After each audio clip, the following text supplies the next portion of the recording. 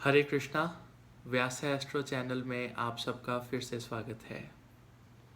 आज हम एक बहुत ही इंटरेस्टिंग टॉपिक पे बात करने वाले हैं। देखिए, लाइफ के अंदर बहुत सी परेशानियां, बहुत सी मुश्किलें सिर्फ एक उपाय के साथ ख़त्म हो सकती हैं, और वो उपाय है सच्चे मन से की हुई प्रेयर। वो पूजा, वो पाठ, वो एक दुआ जो हम किसी को देते हैं, वो किसी न किसी की ज़िंदगी बदल सकती है। मेरे क्लाइंट्स, बहुत से जातक हमसे ये क्वेश्चन करते हैं कि हम किसकी पूजा करें, किसकी आराधना करें। बहुत से क्लाइंट्स हमें ये कहते हैं कि जब मैं शिव मंदिर में जाता हूँ तो मुझे बहुत शांति मिलती है। कुछ कहते हैं कि जब हम माँ दुर्गा की आराधना करते हैं, पूजा करते हैं, तो हमें बहुत अच्छे रिजल्ट्स मिलते हैं लाइफ के अंदर। ऐसा क्यों है? कहीं भगवान शिव अपनी कृपा कर रहे हैं, कहीं माँ दुर्गा अपना प्यार, अपना स्नेह अपने बच्चों को दे रही है, और कहीं भगवान गणेश जो हैं वो सबके विघ्नों को ख़त्म कर रहे हैं। ऐसा क्यों होता है? देखिए, ये बहुत इंटरेस्टिंग फैक्ट है इसके पीछे। हर एक कुंडली के अंदर इष्ट देव होते हैं। इष्ट देव वो देव हैं जिनके रास्ते पे चलकर, जिनकी आराधना करके हमें बहुत अच्छे रिजल्ट्स मिल सकते हैं। क्योंकि आपकी कुंडली, जब आपका जन्म हुआ और जब जन्म के समय जो प्लैनेट्स का स्क्रीनशॉट था, जो प्लैनेट जिस समय जिस नक्षत्र में था, जितने डिग्री पे था, वो आपकी कुंडली बनी। और उस कुंडली के अंदर, हर एक कुंडली के अंदर इनफैक्ट आप ये पता लगा सकते हैं कि आपके इष्ट देव कौन हैं। ये बहुत आसान है। आप अपने घर पे भी अपनी कुंडली खोलें। मैं आपको 2-4 चीज़ें बताऊंगा, आपको फटाफट से पता लग जाएगा कि आपके इष्ट देव कौन है, जिनके रास्ते पे चल के, जिनकी प्रेयर्स करके हम अपनी सारी की सारी ज़िंदगी जो है बदल सकते हैं, उसको अच्छा बना सकते हैं। जो हमारी ज़िंदगी का रास्ता है चलने का, वो आसान हो जाता है। देखिए, कुंडली के अंदर 12 खाने होते हैं, जिनको हम 12 भाव या हाउसेस भी बोलते हैं। पहला घर, दूसरा, तीसरा, चौथा, पांचवा, 12 तक। आपकी कुंडली के अंदर पहले घर में जो राशि होती है, वो आपकी, उसका जो, उस राशि का जो लॉर्ड होता है, वो आपका लग्नेश बन जाता है। मान लीजिए अगर आपकी मेष राशि है, मेष अगर 1 नंबर लिखा है आपके कुंडली के अंदर, मिडल वाले खाने में, बिल्कुल सेंटर में टॉप पे जो खाना है, अगर उसमें 1 नंबर लिखा है, तो इसका मतलब है कि आपका एरीज या मेष लगन है। और मेष लगन के जो स्वामी होते हैं वो मंगल होते हैं। और देखिए, अगर आप इष्ट देव अपना ढूंढना चाहते हैं, तो सबसे पहले आप देखें कि आप लगन के स्वामी कौन से हैं, और लगन से जो पंचमेश होंगे, लगन से 5th हाउस के जो भी राशि के लॉर्ड होंगे, उस लॉर्ड के जो लॉर्ड हैं वो आपके इष्ट देव हैं।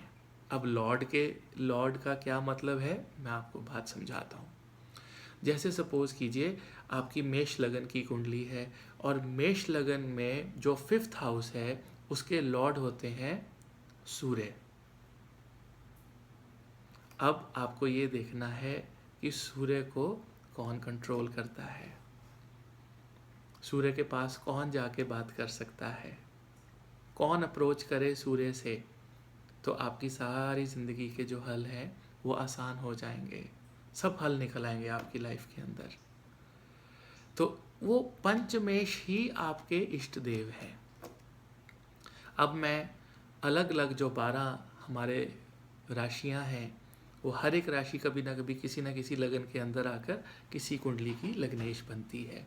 तो मैं एक एक करके जितने भी मेष लगन से लेके मीन लगन तक जितने भी लगन है उनके पंचमेश के बारे में बताऊंगा और उन्हें कौन कंट्रोल करता है उसके बारे में हम आपको जानकारी देंगे, ताकि आपको पता लग सके कि आपके इष्ट देव कौन है।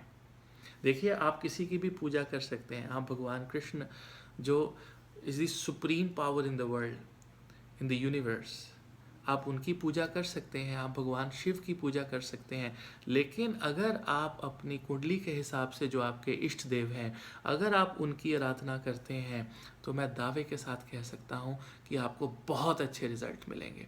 आप अपने जो जो आपकी आस्था है, आप उसे बिल्कुल मत छोड़िए, आप वो करें, आपको जो शांति मिलती है वो करें। और अगर लकीली जिनकी पूजा आराधना आप कर रहे हैं और वही आपके इष्ट देव हैं, फिर तो भगवान की, उस इष्ट की आपके ऊपर बहुत कृपा है। तो मैं टाइम वेस्ट करते हुए आपको जो है, आपको एक एक करके मैं आपको आपके इष्ट देव के बारे में बताऊंगा। सबसे पहले बात करते हैं मेष लगन वालों की। मेष लगन के जो पंचमेश होते हैं वो सूर्य होते हैं।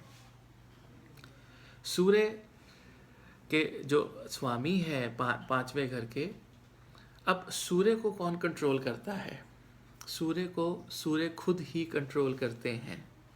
तो आपके जो इष्ट देव हुए वो सूर्य देव हुए। आप सुबह उठकर सूर्य को जल दें, आप सूर्य मंत्र पढ़ें, सूर्य मंत्र का आप जाप करें। और सूर्य की प्रॉपर्टी क्या होती है? सूर्य की प्रॉपर्टी होती है, उसकी जो प्रिंसिपल है वो है लाइफ गिविंग। अगर सूर्य ना हो तो धरती पे हमारा जीवन नहीं हो सकता। तो आप सिख लोगों की, जो बीमार लोग हैं, अस्पताल में जाके, सरकारी अस्पताल में जाके उनकी मदद करें। आपको कोई उपाय करने की ज़रूरत नहीं है, आप उनकी मदद करें। अगर किसी का ऑपरेशन पेंडिंग है, वो फाइनेंशियल प्रॉब्लम है, आप करवाएं, आप दवाइयाँ बांटें, अस्पताल में मरीज़ों की मदद करें। सूर्यदेव उनसे खुश होते हैं और सूर्यदेव की आराधना करें। फिर देखें कि आपकी ज़िंदगी के अंदर कितना चमत्कार होगा।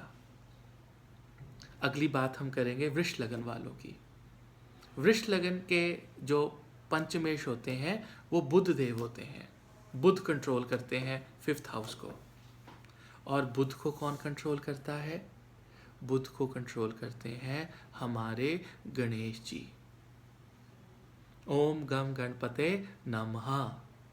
हम गणेश जी की आराधना करें, पूजा करें, उनके आगे दीपक जलाएं। आप फिर देखें आपकी ज़िंदगी के अंदर क्या चमत्कार होगा। हमारी जो तीसरी राशि होती है वो होती है मिथुन राशि। और मिथुन राशि के जो पंचमेश होते हैं वो शुक्र होते हैं। अब शुक्र को कौन कंट्रोल करता है? Who is Lord of the 5th house and the Lord father. शुक्र को कंट्रोल करती है माँ दुर्गा, माँ लक्ष्मी। आप बीज मंत्रों का जाप करें, आप दुर्गा कवच पढ़ें, दुर्गा चालीसा पढ़ें। बहुत से बीज मंत्र दुर्गा सप्तशती में दिए गए हैं, उनका आप जाप करें, आपको बहुत अच्छे रिजल्ट्स मिलेंगे। मिथुन राशि के बाद अगली कर्क राशि आती है। और कर्क राशि के जो पंचमेश हैं वो मंगल हैं। और मंगल को तो आप सब जानते हैं कि कौन कंट्रोल करता है। मंगल को कंट्रोल करते हैं बालाजी, हनुमान जी, जो उसको कंट्रोल करते हैं। उसके बाद आपकी सिंह राशि आती है। जब सिंह लगन में हो, सिंह लगन वाले जो लोग हैं उनके जो पंचमेश होते हैं वो बृहस्पति होते हैं। और बृहस्पति को जो कंट्रोल करते हैं वो नारायण जी करते हैं, विष्णु जी करते हैं। तो आप विष्णु जी की आराधना करें। सिंह लगन के बाद अगली राशि कन्या राशि। कन्या लगन वाले जो जातक हैं, कन्या लगन वाले जातक के भी जो पंचमेश हैं वो शनि देव हैं। तो आप शनि की आराधना करें। और शनि को वैसे हनुमान जी कंट्रोल करते हैं, आप हनुमान जी की भी आराधना करें और शनि देव की भी आराधना करें। आप शनिवार वाले दिन पीपल के पेड़ के नीचे दिया जलाएं, शनि कवच पढ़ें, शनि स्तोत्र पढ़ें, शनि चालीसा पढ़ें, आपको बहुत अच्छे रिजल्ट्स मिलेंगे। कन्या लगन वालों के बाद जो अगला लगन है वो तुला लगन है, और तुला लगन के भी पंचमेश शनिदेव ही हैं। तो वो जो मैंने आपको पहले बताया कि शनिदेव की जिस प्रकार आराधना करनी है उस तरह से आप करें। हनुमान चालीसा दिन में एक बार ज़रूर पढ़ें, आपके शनि कंट्रोल में रहते हैं। उसके बाद आता है वृश्चिक लगन। वृश्चिक लगन के जो स्वामी होते हैं वो होते हैं बृहस्पति, और बृहस्पति फिर से विष्णु जी, विष्णु जी की आप आराधना करें। विष्णु जी की आराधना करेंगे तो भगवान कृष्ण भी बहुत ज़्यादा खुश होंगे आपसे, माँ लक्ष्मी भी बहुत खुश होगी आपसे। वृश्चिक लगन के बाद अगला आता है धनु लगन। धनु लगन के जो पंचमेश हैं वो मंगल देव हैं। मैंने आपको जैसे पहले बताया कि मंगल देव के स्वामी हैं बालाजी, तो आप बालाजी की आराधना करें। धनु के बाद आगे आता है मकर लगन। मकर लगन के जो पंचमेश हैं वो शुक्र हैं, और शुक्र का जैसे मैंने आपको पहले बताया कि माँ दुर्गा और माँ लक्ष्मी जो है उन्हें कंट्रोल करती है, उनकी आराधना से शुक्र आपको बहुत अच्छे रिजल्ट्स देते हैं। उसके बाद आपका आता है कुंभ लगन। कुंभ लगन के जो पंचमेश हैं, जो पंचमेश लॉर्ड हैं वो बुध हैं। बुध का मैंने आपको फिर से बताया, मैं फिर से याद करवा रहा हूँ आपको, गणेश जी। आप गणेश जी की आराधना करें, दीपक जलाएं, गणेश चालीसा पढ़ें, ओम गम गणपते नमः। बहुत ही एक आत्मा को शांत करने वाला मंत्र, सब विघ्न हरने वाला मंत्र। और आखिर में मीन राशि, मीन लगन, माफ कीजिएगा राशि नहीं, मीन लगन है जिनका, उनके जो पंचमेश हैं वो चंद्र होते हैं। और चंद्र किसके मस्तक पे विराजमान है? भगवान शिव के। वो जातक भगवान शिव जी की आराधना करें।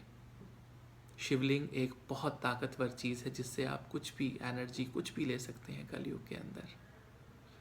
आप वहाँ पे जल चढ़ाएं, आप उनसे पूजा करें। ओम नमः शिवाय की 8 माला सुबह, 8 माला शाम को, दिन में 16 माला ओम नमः शिवाय की करें। फिर देखिए आपके जीवन के अंदर क्या चमत्कार होगा। आई होप आपको मेरी ये छोटा सा कॉन्सेप्ट इष्ट देव वाला समझ में आया। आप इसको अपने जीवन में अप्लाई करेंगे और अपने जीवन को खुशियों से भरेंगे। मैं फिर से एक वीडियो लेकर आऊँगा, तब तक के लिए नमस्कार, हरे कृष्णा। अगर आपको ये वीडियो अच्छा लगा हो तो आप मेरे चैनल को सब्सक्राइब कर सकते हैं, Vyasa astro channel. And the more subscriptions I get, more motivated I feel. So keep motivating me. Thank you. Hare Krishna. God bless you all.